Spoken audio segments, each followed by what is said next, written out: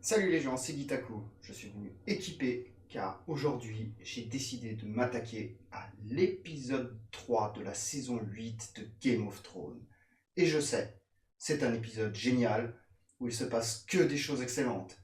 Mais aujourd'hui, maintenant, je vais dénoncer toutes les erreurs de cet épisode. Alors je suis équipé et prépare-toi, chevalier, car ça va faire mal. À nous deux, épisode 3. Je t'attends! The dead are already here.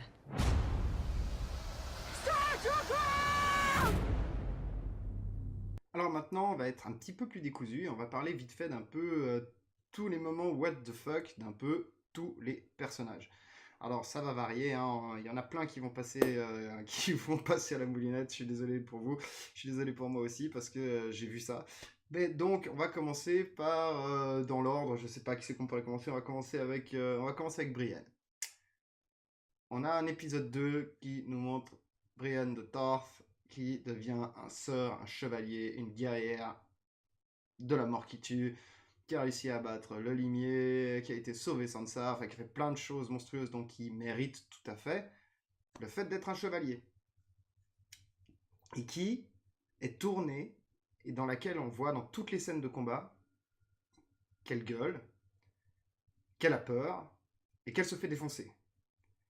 Alors j'aurais bien aimé au moins voir une fois ou deux Brienne défoncer des mecs. Parce que techniquement, on voit le limier qui défonce des gars, on voit Arya qui défonce des gars, on voit Mormont qui défonce des gars, on voit Tormund qui défonce des gars, on voit même Jaime Lannister qui est à côté de Brienne, mais qui défonce plus de gars que Brienne. Brienne, elle est tout le temps en train de gueuler et de s'en prendre plein la tronche. La pauvre, c'est le retour de médaille. On t'a donné ton statut de chevalier, et maintenant on te défonce la gueule parce que voilà, on t'a donné assez, et il faut bien qu'il y ait un héros qui se fasse défoncer la gueule pour montrer que c'est la merde, et puis vu qu'on t'a considéré que c'était toi, on a considéré que c'était toi la plus forte, et ben on va te défoncer la gueule. Donc cette pauvre Brienne, elle prend plein la gueule pour pas un rond. Après Brienne, on va être obligé de parler du limier. Le limier qui se débrouille très bien à l'extérieur du château, qui défonce des gars, qui aide les gens à rentrer et tout et quoi que ce soit, et qui est pourtant face à la barrière de flammes qu'on vient d'allumer pour défendre le château ou quoi que ce soit. Mais qui, une fois à l'intérieur du château, a trop les boules de cette barrière de flammes et ne veut plus se battre. On en revient au problème du héros qui sait qu'il va crever, qu'il y a des morts vivants, et qu'il n'a pas le choix de se battre, sinon il va se faire défoncer la gueule, et que peu importe qu'il ait peur ou qu'il ait pas peur, il ne peut pas rester tétanisé à cause du feu qui est que à l'extérieur, et qui en plus est diminué par un froid glacial qui empêche les flammes de se propager et même les flèches de s'allumer. Donc à un moment ou à un autre, cette peur du feu là, à ce moment-là pour le limier, elle est vraiment trop mal placée. À la limite, un mort-vivant qui le charge enflammé ou 4-5 morts-vivants qui lui arrivent dessus enflammés, qui panique un peu parce que les flammes lui arrivent dessus, je comprends, mais s'il a peur du feu, à ce point-là, je suis désolé, il ne peut pas rester au coin du feu, griller ses saucisses le soir. Il doit être de l'autre côté du camp, il faut lui apporter à bouffer. Parce que là, c'est pas possible. Le feu n'est pas du tout un danger pour lui, il est loin, il est écarté, certes, il y en a beaucoup, mais là, ça devient ridicule.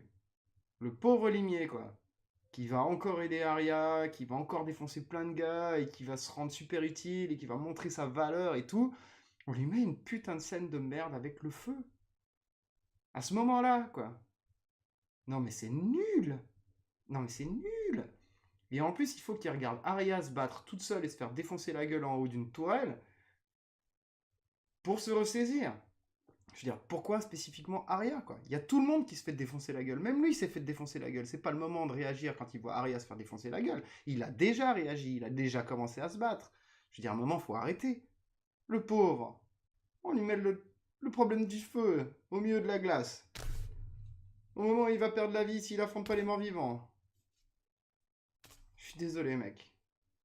On va faire un tout petit aparté sur Lyanna Mormont, cette jeune fille qui dirige la maison Mormont, que j'ai beaucoup aimé. Hein. J'ai beaucoup aimé sa façon de parler, son tact, sa jeunesse, sa force, tout.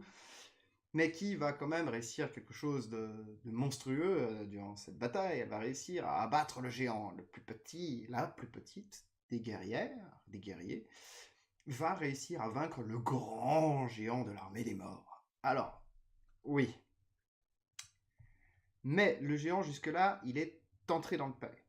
Il a tout défoncé à coups de masse, à coups de pied, tout ce que vous voulez. Et tout d'un coup, le gars, il s'est dit, j'aimerais bien avoir un rôle dans l'attaque des titans. Alors, je vais tenter de bouffer la petite fille, peut-être qu'on va me recruter pour faire un rôle dans l'attaque des titans. Donc, le mort-vivant, sous l'ordre du roi de la nuit, qui a sûrement juste donné l'ordre de vas-y, défonce tout mec, décide de bouffer, parce qu'on sait tous que les morts-vivants mangent des cerveaux. Non mais oh, d'où tu vois ça? Je veux dire, moi j'ai vu l'attaque des Titans 1000 fois, je suis désolé, hein, parce que je suis un peu fan de ce manga et tout. Donc j'ai vu l'attaque des Titans 1000 fois, et au moment où il l'a prise dans la main et qu'il l'a approché de lui, je savais déjà que c'était la fin pour lui. Je me suis dit, mais t'es con, à quel moment t'as faim? À quel moment t'as besoin de la bouffer? T'as juste à l'écraser, t'es en plus en train de l'écraser dans la main, donc tu finis de l'écraser dans la main et tu la jettes au loin, ça fait aussi bien attaque des titans, mais non, il faut que tu veuilles la bouffer, quoi. Et là, je me suis dit, bon ben c'est bon, quoi, elle va le tuer, quoi. D'un coup de dague dans l'œil. Bon, Vert Dragon, Vert Dragon, ça tue d'un coup, pourquoi pas. Mais alors il suffisait de lui mettre un coup dans la cuisse. Non? Mais je sais pas. C'est à méditer. Toi là, c'est ton tour. Samuel Tarly, qu'est-ce que tu fous sur la ligne de front de la bataille, mec? Déjà, tes potes, ils te le disaient avant la bataille, faut pas que tu sois là. Deuxième raison pour laquelle il faut pas que tu sois là, c'est parce que tu es un Meister. Les Meisters, ils vont avec les autres dans la crypte. Troisième raison pourquoi il faut que tu sois pas là, parce que tu le sais, les autres le savent déjà, ils te l'ont dit, t'es un gros naze à la bataille. Donc tu ne restes pas là. En plus, t'as refilé ton épée à Jorah Mormont, donc il te reste plus que les petites dagues de Vert Dragon à la con. Je veux dire, peut-être que t'as du courage pour tuer un marcheur blanc, donc au pire tu vas dans la crypte, si jamais il y a un marcheur blanc qui arrive, tu pourras au moins défendre les autres, mais tu sers à rien sur la ligne de front. Preuve en est, ton pote de la garde de nuit va te sauver la vie pour mourir comme un con. Et à ce moment-là, tu te dis pas, tiens, si j'allais dans la crypte, avec les autres. Sansa, on l'a déjà forcé à y aller, parce qu'on savait qu'elle servait à rien. Mais toi, non, tu restes dans la bataille. Comme ça, tu vas mettre encore un petit coup de stress à Jon Snow vers la fin, et tu vas te servir à rien. Tu as peut-être tué un gars. Un gars, là, justement, quand tu te débats par terre, c'est la seule fois où je t'ai vu tuer un gars. Sinon, tu fuis, tu te fais repousser, tu te fais attraper par tous les morts vivants. Donc tu ne sers à rien. Tu ne sers à rien sur le champ de bataille. Je sais pas pourquoi les gens t'ont laissé aller sur le champ de bataille, même si tu avais envie d'y aller juste pour avoir envie d'y aller. Parce que je suis désolé, ils le disent très bien dans 300, si tu ne peux pas te battre avec les autres, tu es un poids pour eux et tu vas créer des soucis. Et c'est exactement ce que tu as fait, Samuel Tarly, tu ne sers à rien sur la ligne de front, putain, mais va te cacher. J'ai rien d'autre à dire. C'était nul. L'utilisation de Samuel Tarly sur le front de la bataille, c'était nul. À part si c'était juste pour mettre un coup de stress à Jon Snow à la fin, pour nous mettre un coup de stress de façon à mettre un petit peu les émotions encore en place, mais sinon c'était nul. C'était nul, ça chier, c'était nul. Ah, c'était nul. Je crois que c'est le moment propice dans cette vidéo pour parler de notre couple favori. Ceux qui sont, pour l'instant, droits prétendants au trône. On va parler de Daenerys et de Jon Snow en même temps. On va commencer par Daenerys, qui ne donne aucun coup de main à Jorah Mormont une fois au sol. Elle a beau se balader à côté et récupérer une petite dague, à aucun moment, à part une fois, elle va tenter de donner un coup de couteau. Heureusement que les morts-vivants décident quand même d'attaquer Jorah Mormont, qui est déjà au sol en train de crever, parce que s'ils avaient été intelligents 2 secondes, ils se seraient sautés sur Daenerys, et c'est fini de la dame. Terminé. Plus rien à dire d'elle. Fini en 2 secondes. Mais heureusement, Jorah Mormont avait lancé son sort d'aggro, et ils étaient obligés de charger Jorah Mormont, parce que c'est lui qui avait l'aggro. Donc ça c'était mon petit aparté pour Daenerys. Tu ne sers à rien à pied sur le champ de bataille. Donc, à quel moment tu as décidé avec ton dragon de te poser au sol? Et non, c'était à chier. Enfin, je reviens à ce que je disais tout à l'heure, mais c'était à chier, donc non. Et le deuxième personnage que j'aime beaucoup, parce qu'il a beaucoup d'efficacité dans cette bataille, c'est Jon Snow. Il fait quoi, Jon Snow, dans la bataille? Il monte sur son dragon, il va faire un duel épique dans le ciel avec le dragon du roi de la nuit. Il se fait battre, son dragon est blessé ou mort, il se fait projeter au sol, au milieu de l'armée des morts vivants. Là, on croit qu'il va peut-être y avoir une bataille avec le roi de la nuit, ça va être sympathique et tout, mais non, il relève l'armée des morts, donc il ne l'atteint pas. Il se fait sauver par Daenerys. Après s'être fait sauver par Daenerys, il court dans le château, il tue quelques marcheurs blancs à gauche à droite, enfin des morts vivants, et il est acculé par le dragon zombie. Je crois que j'ai résumé Jon Snow dans cet épisode. Il faut rien. C'est pas qu'il essaye pas, mais il faut rien. Si, en fait, il nous met la pression parce qu'il va se foutre en danger comme un con. Donc du coup, il nous met la pression parce qu'on se dit, putain, il va crever. Mais il fout rien. Il fait son épingle du jeu comme les autres, c'est-à-dire qu'il combat des morts vivants pour montrer que c'est un guerrier qu'il est présent, mais il ne fout rien. Rien, mais Daenerys, elle a fait plus. Je suis désolé, Daenerys, elle a fait plus. Certes, avec sa petite dague à la con, elle n'est pas jeune à Mormon, mais elle a fait plus. Tous les autres guerriers de la bataille, ils ont fait plus. Jon Snow, il a fait moins. Non, Samuel Tarly, il a fait moins. Non, puis Bran, il a fait moins.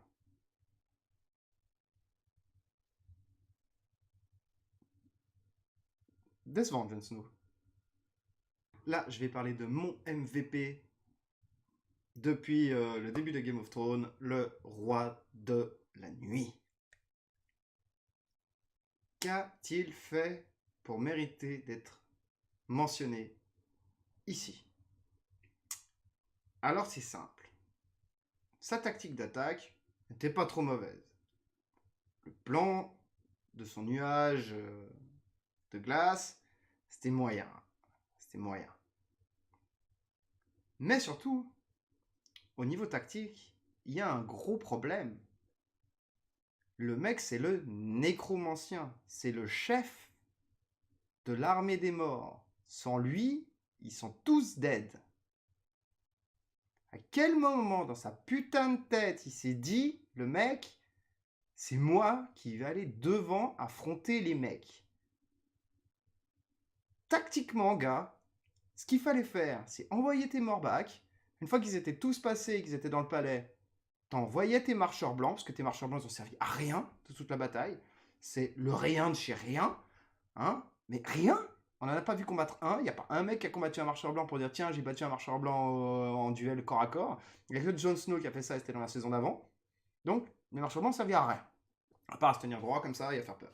Mais sinon, à rien. Donc, il n'a même pas utilisé ses généraux pour aller buter les gars qu'il avait besoin qu'ils aillent buter dans le château. Rien du tout. Ces marcheurs blancs servaient à rien. Ensuite, son envol avec son dragon pour aller foutre le feu dans la cité et tout à la fin, pourquoi pas? Parce que de toute façon, il fallait attaquer les dragons de Daenerys et Jon à un moment ou à un autre, mais avant ça, avant d'attaquer les dragons et tout, enfin, une fois même que tu as buté les dragons, parce que enfin, non. Non, déjà, ça va pas. Ça va pas, ça va pas, ça va pas, ça va pas. Moi, je fous un marcheur blanc sur le dos du dragon qui va affronter les autres dragons. Moi, j'attends tranquillement avec ma lance, parce que je suis censé pouvoir voir à travers mon sortilège, et j'attends que le dragon soit à portée, je lui balance la lance à travers le nuage de glace, je le bute à distance, c'est réglé. On a un dragon de moins, il n'y a plus qu'un dragon contre un, il y a un marcheur blanc sur le dos d'un dragon, il y a un autre dragon qui est mortel et qui va se fatiguer et pas l'autre. Je pense que j'ai gagné.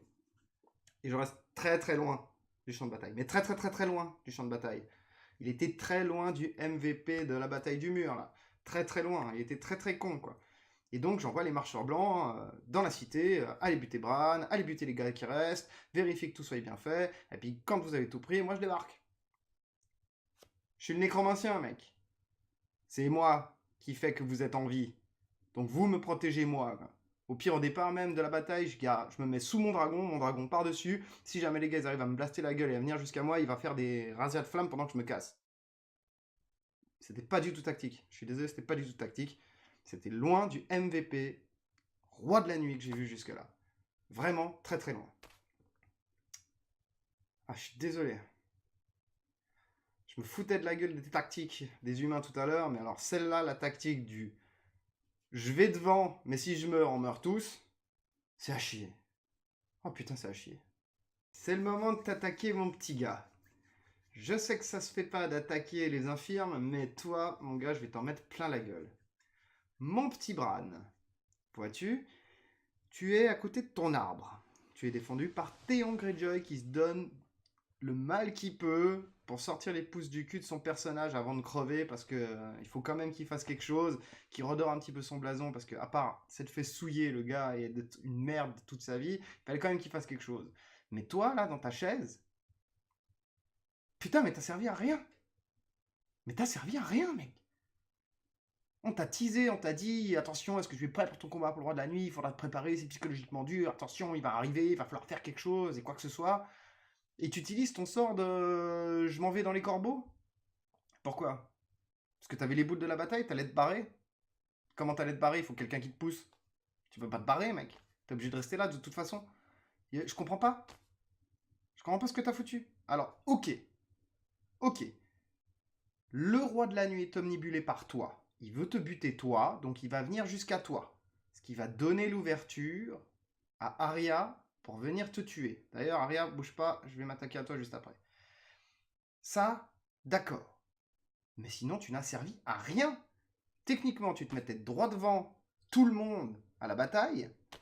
T'attendais que le roi de la nuit il arrive, il y avait Arya planqué dans une motte de neige, et pouf, c'était goal, quoi.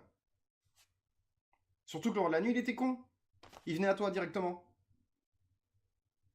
En première ligne. C'était fini, la bataille. Je sais pas à quoi t'as servi. Et je sais pas ce que c'est que cette histoire de il va falloir te battre contre le roi de la nuit. À aucun moment tu t'es battu contre le roi de la nuit. T'as rien fait, tu l'as regardé dans les yeux, et c'est tout. Alors ok, je comprends, je suis tout à fait d'accord avec tout le monde. Le plan de Bran, c'était de rester là pour omnibuler le roi de la nuit, pour qu'il ne voie pas Arya arriver, et qu'elle le bute. D'ailleurs, pendant que j'y suis, Arya, t'étais où toi? Non, parce que je veux bien que tu te caches derrière des commodes ou sous des tables pour éviter de te faire voir par des morts vivants, qui quand même entendent le son d'une goutte de sang qui tombe par terre. Même si tu es très discrète sur des sols fixes et solides. Mais dans la neige, tu fais du bruit quand tu marches dans la neige, on est d'accord. Il y a des morts vivants partout, et qui plus est, des marcheurs blancs. Alors, à la limite, si tu t'es déguisé en mort-vivant et qu'on avait vu que tu t'étais déguisé en mort-vivant avant d'arriver, je comprends. Mais là, tu arrives en un espèce de saut monumental, ce qui veut dire que tu as au moins couru 4 mètres, ou alors que tu viens de te jeter du haut de la tour.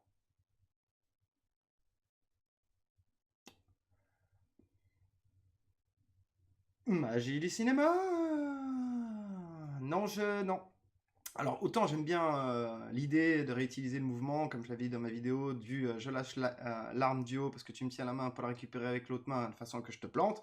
Ok, ça, j'ai pas trop de soucis avec, c'est plutôt classos. Mais tu ne peux pas être là. Je suis désolé, à aucun moment tu peux être là. Non, ça va pas. Ça me va pas, ça me plaît pas, ça va pas. Ok, je sais, j'attaque gratuitement là-dessus, mais non. Non, du tout. Mais alors, du tout. Désolé, Aria, hein. Pourtant, jusque-là, t'avais déchiré sur les murailles, t'avais déchiré tout de partout. Mais là, tu nous fais une apparition magique, ta gueule c'est magique. Je peux pas. Je croche pas, même si toute la scène me donne de l'émotion et qu'au final ça marche. Mais ça marche pas. Je peux pas. Pour finir, il va me rester deux petites questions. Deux petites questions en rapport avec l'épisode. Peut-être que vous pourrez m'aider à répondre à ces questions parce que j'ai aucune idée. J'ai aucune idée, ça me perturbe. Ma première question, c'est Mélisandre. Elle arrive, elle met le feu aux épées des Dothraki, ce qui ne sert absolument à rien puisqu'ils vont se faire défoncer 2 minutes après et qui sont très mal utilisés. Ensuite, elle met le feu à la barrière principale, grâce encore aux Immaculés, qui sont la meilleure troupe qu'on ait jamais vue. Ça, c'est pratique. Ok. Et un peu plus tard dans l'épisode, elle va dire à Arya qu'elle a tué plein de gens et qu'il lui manque encore quelqu'un à tuer, et c'est quelqu'un qui a les yeux bleus. Donc là, on peut se dire, gentiment, c'est le roi de la nuit ou c'est un marcheur blanc. À partir du moment où on sait que les marcheurs blancs foutront rien de l'épisode et qu'on arrive au moment où Bran va mourir du roi de la nuit, on sait que Arya va arriver. Donc là, tu m'as un peu spoilé, Mélissandre, ça me fait un peu chier. Bon, ok, t'es une spoileuse. Mais, à un moment, tu vas dire à Davos qu'avant le lever du jour, tu vas mourir. Comme j'ai dit, moi, ça me dérange pas. Mais pourquoi tu te fais pas buter pendant la bataille? C'est quoi cette scène de merde où tu sors, tu enlèves ton collier magique, tu continues de marcher, tu t'écroules? Est-ce que tu peux m'expliquer? Est-ce que tu avais une date de préemption? Est-ce que ta date de préemption était déjà dépassée et que du coup, tu étais en train de te décomposer? Ça doit être sûrement ça. C'était un peu comme un vieux yaourt en fait.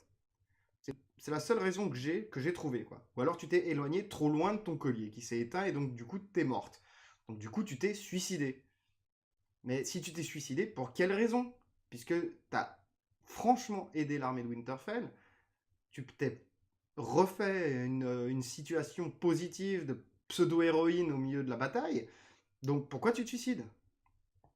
Est-ce que quelqu'un va récupérer son collier pour le mettre, pour devenir la prochaine Mélisandre ou quoi que ce soit? Ok, peut-être. Mais je comprends pas pourquoi tu vas crever là-bas, à ce moment-là, du film, comme une grosse loose. À part ta date de préemption, bien sûr. Je comprends pas bien. Si quelqu'un peut m'aider, mettez-moi un commentaire, parce que là, je piche pas. Ma deuxième question, qui n'a rien à voir avec l'épisode, mais qui reste dans l'épisode, c'est que maintenant qu'on a buté le roi de la nuit, qu'il n'y a plus de marcheurs blancs, et qu'il n'y a plus de morts vivants, à quoi vont bien putain de servir les lames en verre dragon?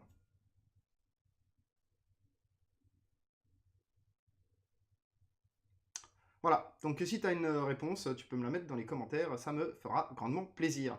On arrive donc à la fin de cette magnifique vidéo, Le Problème, saison 8, épisode 3, Game of Thrones, et j'espère que vous avez aimé m'entendre parler de tous ces problèmes, aimé aussi m'entendre défoncer tous ces personnages, et il faut bien comprendre que j'ai adoré cet épisode, que je comprends tout à fait qu'il y ait plein d'erreurs dans les épisodes, dans les séries, dans les films, ça ne me dérange pas, mais comme je les ai vus, je voulais les partager avec vous pour qu'on puisse en rire ensemble, les remarquer ensemble et profiter de ma critique et de mon analyse du film, un petit peu négative, mais c'est pour le fun. Alors n'hésite pas, hein, comme je te dis, à répondre à mes questions dans les commentaires ou carrément à commenter si tu es d'accord ou pas avec moi sur ce que j'ai dit, parce que c'est mon avis personnel, c'est ce que j'ai vu. Hein. Peut-être que vous n'avez pas vu la même chose, peut-être que vous avez d'autres avis, ça m'intéresse de le savoir. Et aussi, de vous abonner à la chaîne si vous avez aimé. Et puis si on continue de faire plein de vues comme ça sur les vidéos Game of Thrones, peut-être que je vais continuer Game of Thrones. Et si vous avez d'autres séries que vous voulez que je commente, que je partage avec vous, il n'y a pas de souci. Vous pouvez aussi me le mettre dans les commentaires. N'hésitez pas à mettre un petit j'aime pour partager, ça fait toujours plaisir. Et puis voilà, c'est cool. Alors je vous dis à la prochaine, peut-être sur ma chaîne, si possible. Et surtout n'oubliez pas, regardez Game of Thrones. Et faites-vous plaisir. Allez, ciao à plus les gens. Je vous aime.